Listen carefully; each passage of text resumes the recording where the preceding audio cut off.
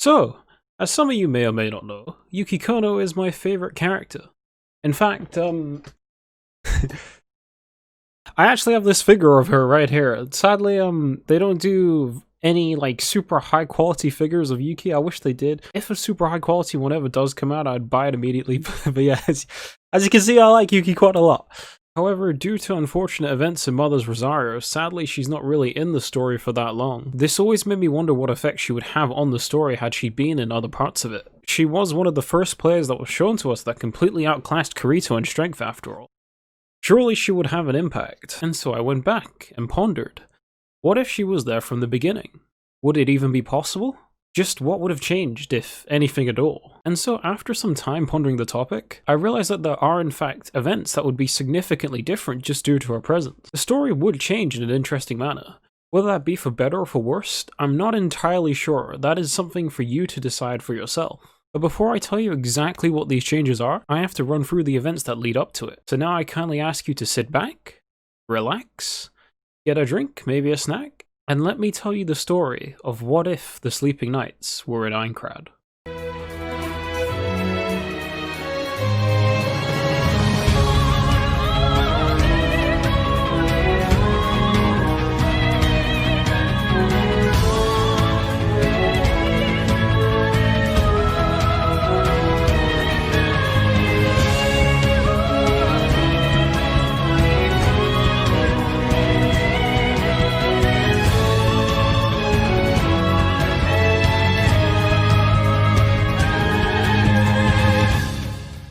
So first, right off the bat, you're probably wondering why the Sleeping Knights and not just Yuki. To this, my answer would be because it's what most likely would happen. The initial reason Yuki was playing VR MMOs in the first place is because of two main things. The first was that hospitals during that time were offering and or recommending VR access to patients with severe enough chronic illnesses. This would be in the form of modified nerve gears and then later on atmospheres. The base game that was installed into these was a game called Serena Garden. Patients were free to install and play other games at their discretion, but even though the Serena Garden game was basic, it kept Yuki and her sister Akko, otherwise known as Ran, content. It wasn't until they met the second reason, Merida, that they tried and came to enjoy other games due to her insistence. These three would come to form the guild Sleeping Knights. Therefore I believe Yuki would have only been interested enough to try Sword Art Online due to Merida's influence. Now that we've established that, the next question is, would it even be possible for them to be in the game? This actually relates back to my earlier point. Merida did in fact have a copy of Sword Art Online. She played through the beta of the game before she was diagnosed with her illness. Much like the rest of the beta players, she had a great time and looked forward to its release with anticipation. All the beta players also got the additional benefit of pre-ordering the game, so they didn't have to worry about getting a copy before they sold out like the majority of other players. During her time in Serena Garden and then later on the other game that she convinced them to play, she often talked fondly about her beta experience of Sword Art Online with Yuki and Akko. So I believe it's not unlikely that she could have persuaded them to get the game in order to play it with her on its release. Sure, it would involve shifting the times of when they met to happen a little bit earlier, but that's not that big of a change, and it's also completely plausible. From that point, it's very possible that the nurses and doctors looking after the sisters could arrange for a game on release for the two of them, as they would often try to placate the wishes of these sorts of patients to the best of their abilities. Additionally, the people who supplied the equipment to make this possible in the first place are also connected to the people who made the game, so I imagine it wouldn't be too hard for the staff to arrange for copies of it. Then, on the day of release, the sisters would converse with Merida before excitedly rushing to meet with each other on the other side. Now we enter the first day of the game. Merida would meet up with the sisters in the center and the trio would head excitedly into the field, eyes full of wonder and anticipation of what new experiences this world would have to offer them. Much like how we saw in the original timeline with Kirito and Klein, Merida would teach the sisters the ropes of the game with her beta testing experience. The two would catch up at an alarming rate due to a combination of their aptitude for this kind of thing, but also because of Merida's teaching ability. There is multiple pieces of evidence that supports this. The lesser known one is originally that it was Merida that taught the twins how to play a similar game to SAO, but it was ninja themed. This is the game that I mentioned earlier that she persuaded them to play. In that, they picked up things quickly and showed their capacity to learn under her tutelage. Additionally, Yuki is the best player Ailho has ever seen, so in that we have quite a good measuring stick for her aptitude for these kind of things. Yuki also made comments during that time about how her sister's strength was comparable to her own, so when you consider that along with how she fared in the ninja game, you could see how they'd be fast learners in SAO. After spending some time grasping the basics by hunting together in the fields just outside the town of beginnings, Merida would comment on the two's impressive natural teamwork synergy. Then, the forced teleportation would occur. Here, Ahihiko Kayaba would make his infamous announcement about the death game. Every player would be informed about the severity of the situation and then stripped of their false appearances, leaving behind only their true selves. For the sisters, this wouldn't be too much of an issue as they opted for avatars that were pretty similar to their actual appearances anyway, but for Merida, this would cause some shock, as her made avatar was significantly different from her real-life appearance. It would be here where we would arrive at our next big question, which is, would the trio even leave the town of beginnings? This may sound silly, but it is a serious consideration. Just 1 month into the game, 2,000 out of the original 10,000 players were already dead. Just over half of that remaining amount, which is roughly 4,000, opted to remain in the town of beginnings. Whether it was out of fear, denial, blind hope, or some other reason, a lot of these players still believed outside help would come, or some method in-game for escape that had been overlooked would be discovered. Rather than risk their lives out in the fields battling gruesomely realistic monsters that took on a whole nother level of scary when losing meant actual death, they would instead use their starting money granted by the game very carefully, only getting food when absolutely necessary and a room in an inn to sleep in. Others would be simply consumed by the anxiety and depression that the horrifying situation that they now found themselves in provided. You can't underestimate that. Even Asuna, who was not a weak-willed person by any means, was paralysed by these thoughts initially. It took her quite a while before finally managing to steel herself and step further into the death game. As for our trio, I believe that they would in fact leave the town of beginnings without a massive amount of consideration required. Obviously, there would be some initial shock from the announcement, but the effects on the mental of the three wouldn't be as heavy as it would be for some other players, as they were in a fairly unique position. Firstly, the sisters at least don't log out that often anyway, as for the most part they were unable to leave the hospitals that they resided in. This was due to their chronic illnesses crippling their immune system among other things, so being trapped within the game wasn't that much of a concern for them. The bigger concern was the death in the game being real, but even that was less impactful than it was for most, as the three of them had long since accepted the idea of death, as their lifespans had been greatly reduced by their respective illnesses. Of course, this didn't mean they were suicidal, but the fear of death simply was not enough of a deterrent to keep them static within the town of beginnings, especially since Yuki was a big believer in living life to the fullest, no matter the circumstances. Even if it was dangerous, they would rather explore this grand world than be isolated in an inn-room for potentially years. Finally, they had Merida, who had prior experience of the game, easing any potential worries they would have about being caught out by something dangerous early on or while they were still learning the ropes. Akko was very protective of her sister, but if it was the three of them, I think she'd be fine with venturing into the world. There would, however, be some more major points of concern for Merida. The first of which is, originally before she met the sisters, she promised her old guild back in the beta days that they would meet up again when the game launched. Due to that, there's a chance that they would still be waiting for her somewhere in the center. Meeting up with them would be great as there is strength in numbers, however the three of them don't really like making friends with outsiders, as it would be very painful for them once they passed away in the near future. It couldn't be like before where Merida could keep a decent distance by logging off whenever she pleased. In this world in which they are now trapped, they would be together all the time for the most part, and with their real appearances no less. This kind of intimacy was just too much. Plus, she couldn't just abandon the sisters. The worry about how they would survive in a world not yet familiar to them would keep her up at night. That guild that she was in, all at the very least, had experience from the beta, but these two she would feel a direct responsibility to look after and guide during the beginning of the game at least. This directly contrasts Kirito, who was unable to bring himself to do the same thing for Klein's guild friends during the beginning. The other point of concern I'll bring up later, as in the beginning I think she would purposefully ignore it. So with that out of the way, I believe the three of them would head into the field under the guidance of Merida and cut a path for themselves in this death game. Some time would pass, and I believe the game would progress to around the 25th flourish before the next point of concern would present itself.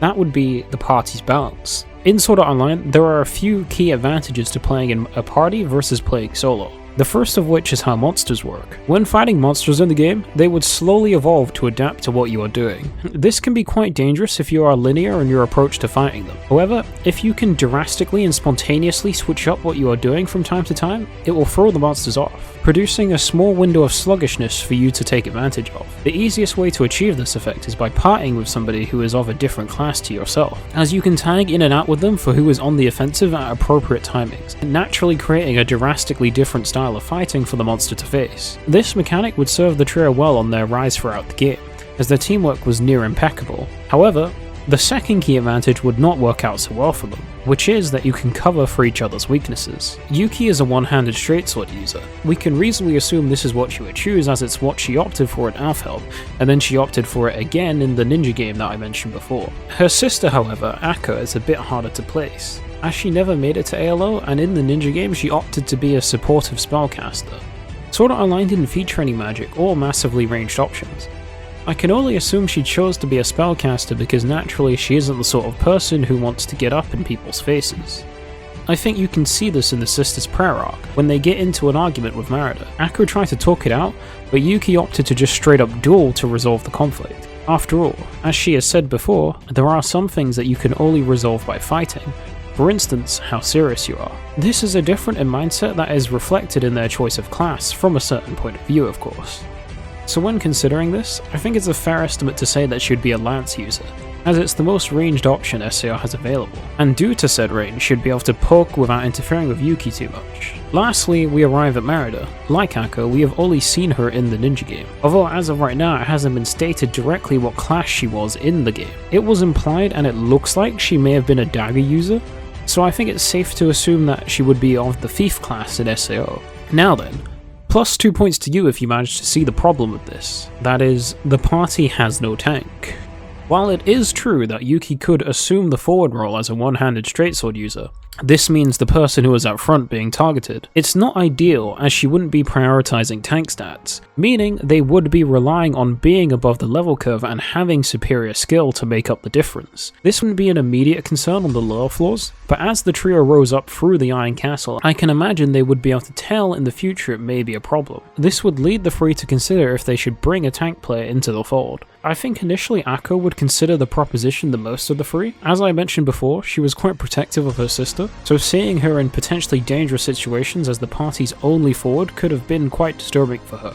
However, ultimately, I feel as if though they would choose to continue on just the three of them. The reasons being the following. Firstly, in SAO, trust was a big factor. Every player was naturally distrusting of other players that they didn't know very well personally, as being with them was essentially trusting them with your life. There are countless stories of players being tricked and robbed of important possessions or data, and in the worst cases just being straight up murdered.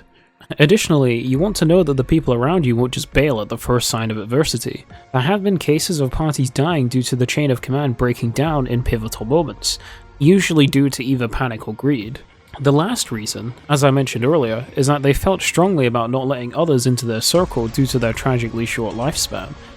If you look at the original timeline, the Sleeping Knights only recruited one additional player, and that was only once they felt they had reached the absolute limit of how far they could go towards their goal with just them. They had not yet reached that limit here, so I believe they would keep going until they hit such a wall, as to not burden others with the sadness and loss of when they would eventually die. For this same reason, I do not believe they would join any other guild, even though surely their strength would garner the interests from the bigger ones such as the Knights of the Blood Oath and the Divine Dragon Alliance.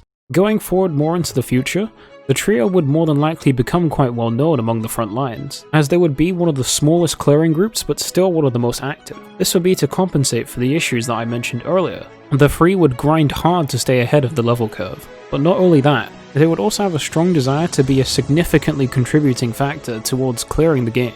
As standing among the few parties who were able to beat such a game and set those who were prisoners of this world free, was surely something that would be remembered for a long time, and achieving something of sizable magnitude was a goal of these three, as they didn't have a lot of time left to remain on the earth. One day, while sorting through her skills, Yuki would notice a new one would appear seemingly out of nowhere. After inspecting that skill, she would only be led further into confusion, as she never heard of there being a dual blade skill in the game before this point. She would strain her memory as hard as she could, but to no avail, as she couldn't think of what could have possibly have been the trigger that might have given her the skill. In the hopes of maybe one of the other two would have an answer, she would go and inquire about it with them.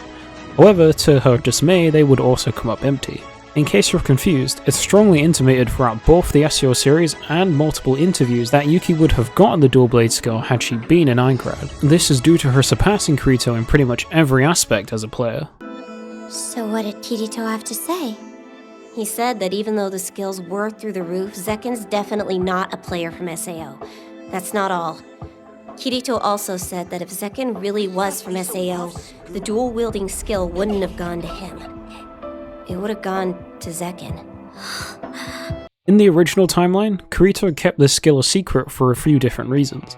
The more subtle one was to hide your hand, so to say.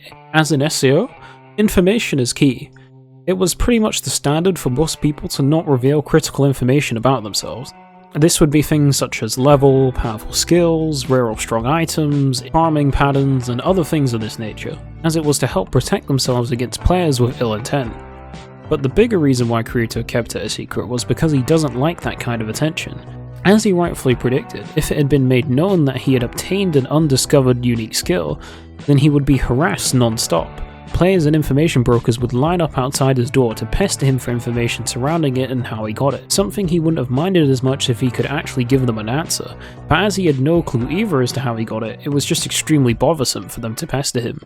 As to Yuki, I don't believe she would think too much about it.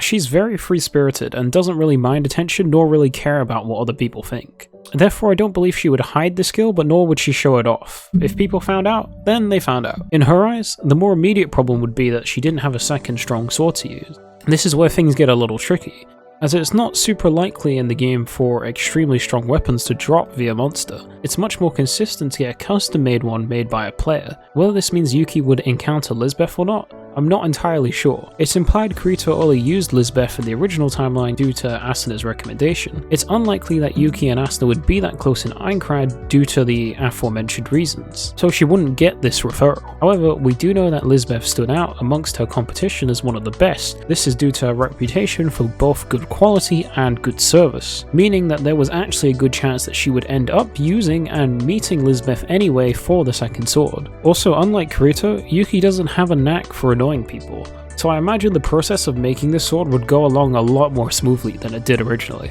There might even be a chance of Lisbeth attempting to befriend Yuki, as other female players in SEO was somewhat of a rare sight, especially ones that were strong enough to be on the front lines. However, I think Yuki would more than likely shy away from this advancement due to wanting to keep the circle tight for reasons that I mentioned before.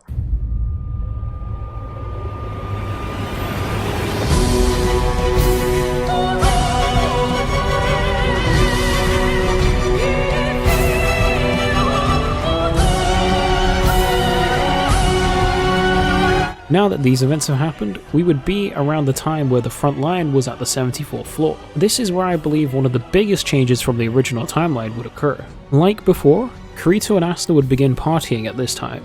Events would proceed like normal and they would go to grind and map out the area of the 74th floor's dungeon. Like before, being two of Aincrad's strongest players, they would somewhat easily make significant progress throughout the labyrinth, eventually even finding the boss room. They would then give this information to the party representing the army upon request. Said party would then go on to foolishly challenge the boss. Asuna's kindness and empathy would be her downfall here, as she'd be unable to simply watch the army members die a foolish and pointless death, instead charging in on instinct in a foolhardy attempt to save them. Kirito, unable to abandon Asuna, would then charge in after her, and in suit, Klein with his troop would charge in after Kirito. The group would fight hard and valiantly to try and fend off the demon that was Gleam Eyes. However, this time Kirito would not have the dual blade skill at his disposal. As such, he would not be able to just barely DPS down the demon before it finished him off like before. Unable to escape, nor able to defeat the boss, the group would tragically be wiped there, marking an extremely devastating loss for the frontliners and the first time player casualties would have been experienced in a boss fight since the 67th floor. Now that that has happened, we have to ask ourselves how much the death of those two in particular would affect the timeline. I believe the news of the event would spread like wildfire around Aincrad, as Asuna at least was probably the most popular player in the game. Nobody would be able to confirm the details of what happened, as everybody who was there died, but they would be able to confirm that it happened due to the stone on the first floor that had every player's name on it and the cause of death. This would surely bring down the morale of players serious about clearing the game, but not only that, now going forward, progressing through the game would be much harder and much slower, as Kirito especially was a very key asset towards the clearing. Not only was he individually an incredibly strong player who contributed significantly to clearing floors and fighting boss battles, but he was also a believer in sharing information for the most part. Anything he thought would be useful to the general player base, he would share around and make known without asking for anything in return, which in turn speeds up the whole process of players getting stronger and clearing the game. This information could be anything from mapping data, efficient farming spots, quest unlock conditions, item spawning conditions, or anything else along these lines. It's very rare for a player to take this approach to sharing information, as the information in and of itself is quite valuable and can be sold for a good amount of money, especially things that were hard to do such as mapping floor labyrinths. But for Kirito, he wasn't too concerned with things such as money, and he simply viewed it as a good thing to do. He would hope other people would share information that he might need one day, and so for a similar reason he would share what he has whenever possible. You can directly see the impact he has on the progression of the front line when he takes a break from doing so with Asuna. The 75th floor was cleared at a significantly slower rate than usual, and Asuna acknowledged that this was the effect of Kirito's absence, commenting that she felt somewhat guilty for monopolizing him because of this reason. As a quick side note, I think this also means that Yui would more than likely die, as it's unlikely that she would encounter any other players with as strong a love story to draw her. She would most likely just wander around the forest, semi-mindlessly until either someone else found her, which I'm not sure what the chances of that are, or until the game finished, and she would get deleted along with everything else, which is really tragic to consider actually. Now, while the front line did lose Kirito and Asuna, in this timeline they have gained Yuki, Akko, and Merida. Just Yuki alone is enough to make up the strength deficit of those two, but as I mentioned before, she praised her sister for also being strong. We can't know how strong obviously, but I think it's fair to assume she would at the very least be somewhat above average for a frontliner. If you consider the general strength of a Sleeping Knight member during ALO, I think it's also reasonable to assume that Merida wouldn't be lagging behind too much either, so the overall offensive strength of the clearers wouldn't suffer too much. As such, I believe after the Knights of the Bloodhope have finished mourning the death of Asuna, the frontliners should be able to beat the 74th floor boss without any hiccups. After the battle though, the sisters would notice Merida in severe pain. They would express their concerns, but Merida would reassure them that she is fine, just that she got a headache from being tired. I don't think this would be convincing enough for them though, and they would keep a closer eye on her. It was at this time during the original timeline that Kirito dueled against Heathcliff for the first time. This was for the right to take a vacation with Asuna. Heathcliff engaged in this duel for a few different reasons. The first was to keep one of the top players in the form of Asuna on active duty. This was so the progression of the game could continue smoothly, but also because she was a motivator for other members to keep tryharding due to her insane work ethic. The second was so he could add another top talent in the form of his handpicked chosen one to the Knights of the Blood Oath, as the reason he led the guild in the first place was to watch over and foster top talent in the game. That being said though, I'm unsure if he would still attempt to get Yuki to engage in a similar duel with him. Yuki wouldn't want to join the Knights of the Blood Oath for reasons that I mentioned before, and unlike Kirito, Heathcliff would have no leverage over her. Also, she was participating in clearing the front lines and the bosses anyway,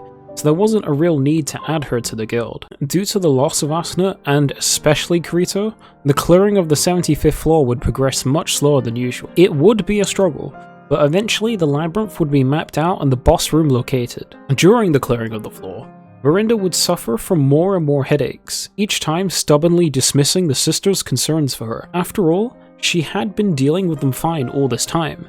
It was just now they seemed to be happening more frequently. It wasn't until one day where she eventually just collapsed that she had no choice but to admit what was happening to her. The cause of her chronic illness is a brain tumor, and a bad one at that. She was being treated at a hospital, but it wasn't looking great for her. Now with this incident happening, she could only imagine her condition was slowly getting worse as time went on. She probably didn't have a lot of time left. I believe her condition would become unmanageable around this time, as by the time the front line reached the 75th floor, it was already November in the real world. In the original timeline, she died due to her brain tumor shortly before the Sleeping Knights came to Alfheim Online, which means more than likely around March to May of the next year, as the Sleeping Knights arrived right around when the new Aincrad update hit, which was May 17th. However, in that timeline she was able to take breaks from virtual reality, as well as receive treatment and such from the hospital.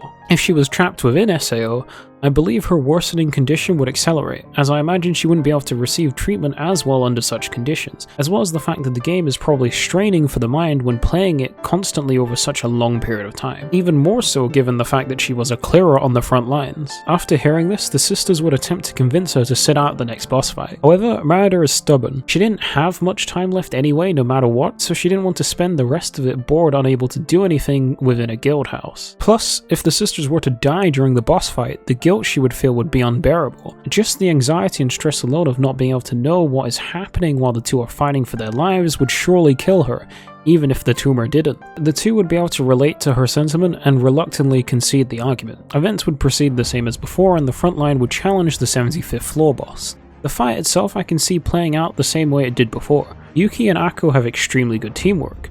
They could more than likely work together to hold off one of the scythes of the skeleton monster, much like Kirito and Asuna did. Meanwhile, Heathcliff would solo hold off the other one, leaving the rest of the party to DPS down the boss while trying not to die. I think due to her strong force of will, Merida would keep it together during the boss fight. However, afterwards I think the mental strain would hit her all at once and she would collapse. After all, this was by far the toughest boss that the game had presented so far. It was the first proper boss fight in which there were casualties for quite a while, and a significant number of casualties at that. 14 of us died. Oh my god. And we still got 25 floors to go. 25 more floors? How the hell are we even gonna make it that far? Leading me to believe that putting herself through such an event would be the straw that broke the camel's back. The sisters would rush to her side in an attempt to help her, however she would be beyond help. The three of them would exchange some last words. I think Merida would tell them not to be sad, as she got to live a much more fulfilled life than she ever thought she would be able to before meeting them. Wandering this vast world with them in its many different terrains and challenges, as well as being able to see the two's growth in the game that she loved, would be quite satisfying. She would be glad that she chose to stay with them and protect them during the beginning. I think she would be sad that she wouldn't be able to see the end of the game in which they worked so hard to clear, but she made it pretty far, and now she could die with pretty much no regrets. And so her body would cease to move, remaining still in Yuki's arms. I believe there would be a little bit of delay before the system would recognize that there is no longer any read coming from her brain, and then her avatar would be destroyed.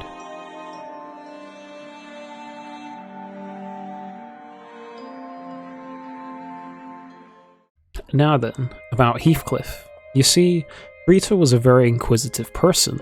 I think there are very few individuals that could have came to the same deduction that he did and connected the dots about Heathcliff being Kayaba. But even he more than likely would have not been able to make that connection had it not been for the fashion in which he lost the first duel. As I said previously, I don't think Yuki would have engaged in this duel, nor do I believe it's super likely that she would have been able to make this connection. Plus, she would be too preoccupied grieving over the loss of her best friend who had just died in her arms during this moment than to deal with anything else. And so the commander of the Knights of the Blood Oath secret would be safe. The game would continue, and nobody would suspect a thing.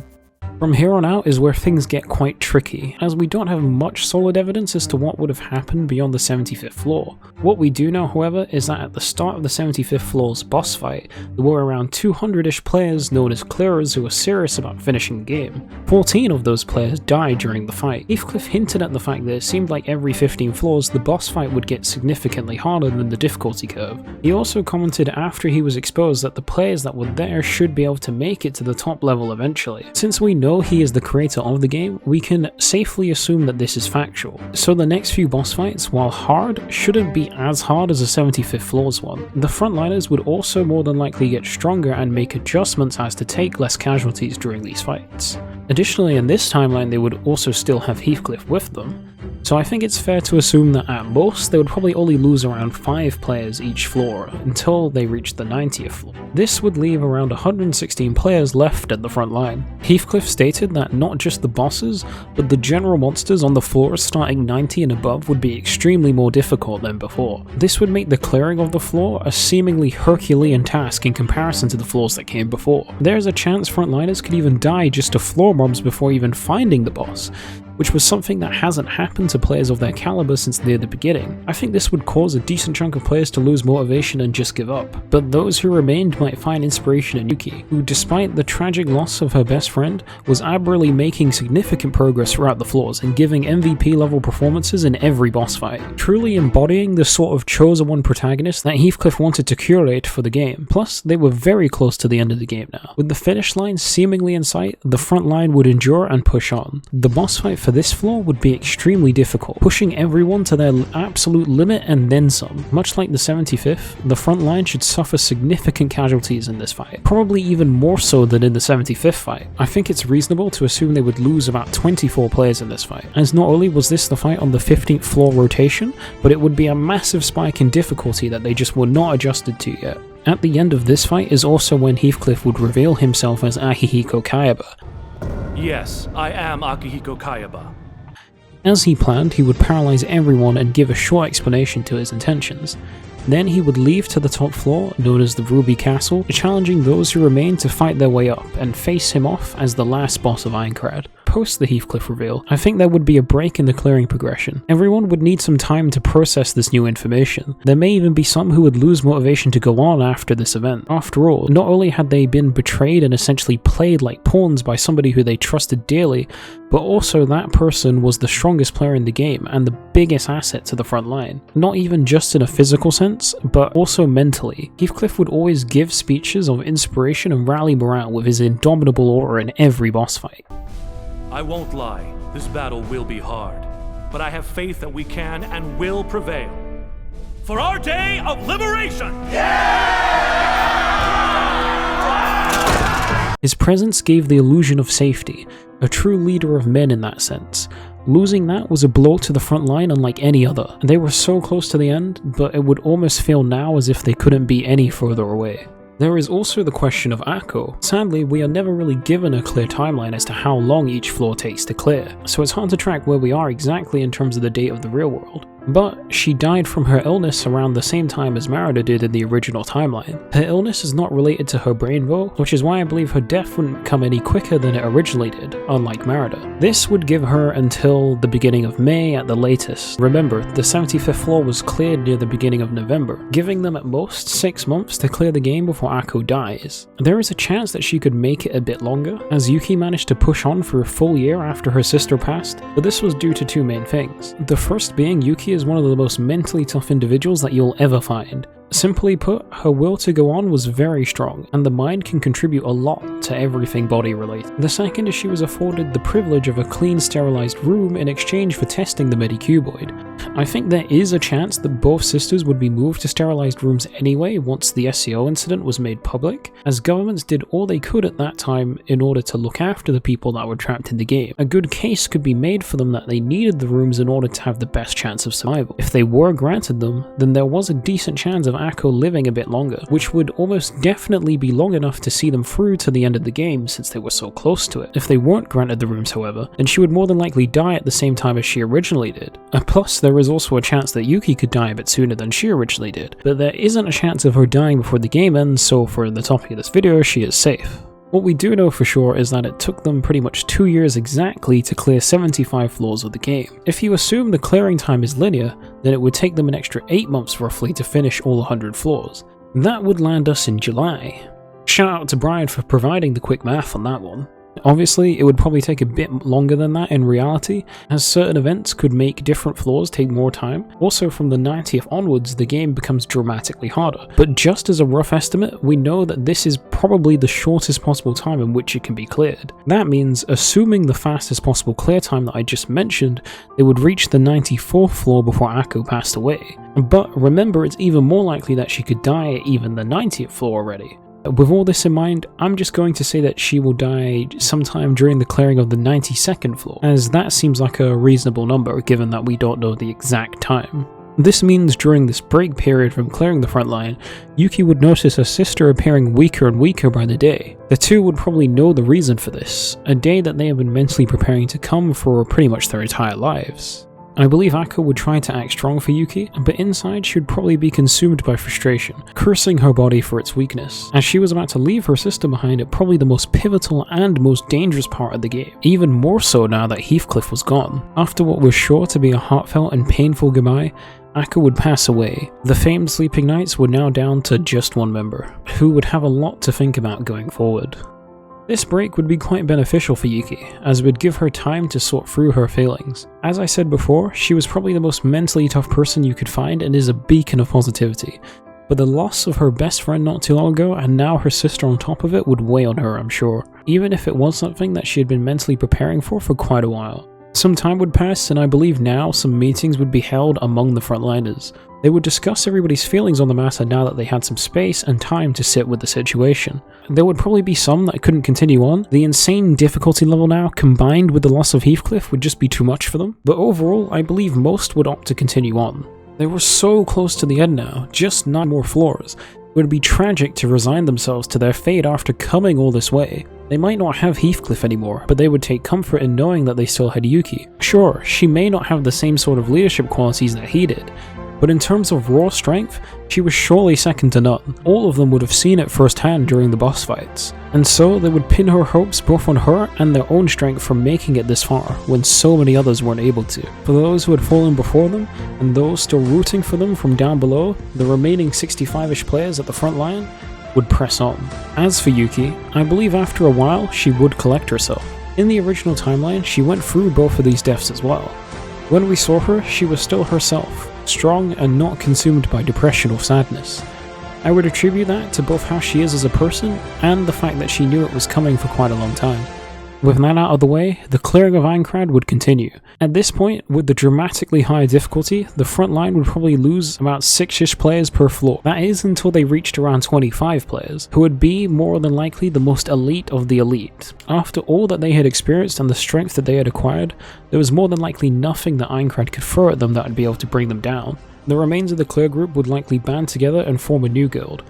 I have no idea what this would be called, but for the sake of just having something to refer to, for now, let's just say they named it Last Alliance. Even Yuki would join this guild.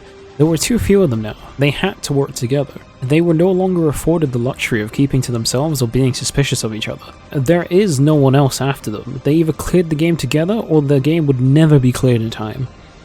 Remember, there was only so long that the hospitals could artificially keep the players who were trapped within SAO's bodies alive before it was no longer possible. And so, the Last Alliance would clear the remaining floors before finally arriving at the final one, which would be floor 100, the Ruby Palace. From the few illustrations that we have seen, the 100th floor wasn't really a floor like the rest of them. It was mostly just the Ruby Palace itself. This means that there wouldn't be a whole lot of clearing to do before finally encountering the final boss, that is Heathcliff. That being said though, there is a chance of monsters and such residing within the castle that had to be cleared before reaching Heathcliff. The Last Alliance would make all preparations necessary, upgrading gear, performing maintenance, gathering all necessary items and consumables that would be required for this final fight. They would then make their way through the castle and proceed to what would certainly be the fight of their lives. Just like Heathcliff wanted, the Chosen One with dual blades would lead the clear group and appear before him. I imagine it would please him to see so many members of which were former Knights of the Blood Oath, as he had groomed them during his time as leader to be able to fight the horrors of the 90th floors. Some words would be exchanged and then the inevitable fight would ensue.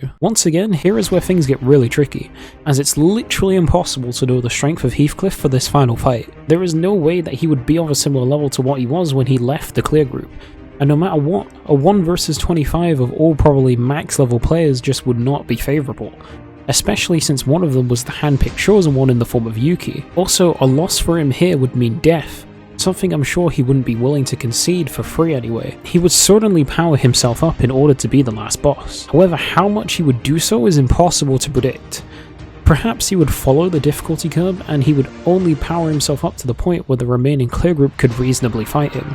Or perhaps he would do so to the point of fighting him being a near insurmountable task. It's really hard to say. You can make your own mind up on which one is more likely, but as for me, I believe it would most likely be the former. As despite everything, Ahihiko Kayaba was relatively fair, as weird as that sounds. He upheld his word on everything, and the game itself was clearly designed to be finishable. He even helped out in the clearing himself for a time as Heathcliff to make sure of it. And so, the battle would be long and hard fought. There would be many losses, but in the end, I believe the Last Alliance would prevail, with Yuki ending the engagement with the dual blade's strongest sword skill, the Eclipse. It's implied somewhat throughout various coverage of SAO that only one player would have survived the final fight, but with the strength of the last that remained, I believe at least 5 players would have made it out. Especially since Yuki is in this fight, and she is the strongest player that we have ever seen by quite a margin. Plus, she would be even further amplified by the dual blade skill. After the fight came to its close, the bells would ring out across every floor, and a message would be played loud and clear for everyone to hear. The game has been cleared, every player will automatically be logged out shortly. The trapped would be freed, and Aincrad would finally fall. Thank you for watching until the end. I have no doubt that this will be a long one, but it was a lot of fun to make. I had a great time thinking and considering just what would have happened if the Sleeping Nights had been in Aincrad, and I hope this translated and you managed to enjoy it just as much as I managed to enjoy making it. I'm interested in your guys' perspective on the matter. Feel free to leave your thoughts down in the comment section about anything that was covered during this. Don't forget to like the video and subscribe, or Arsenal will get very angry at you. I'll see you guys on the next one for more content like this or on any of my other interests. Bye-bye.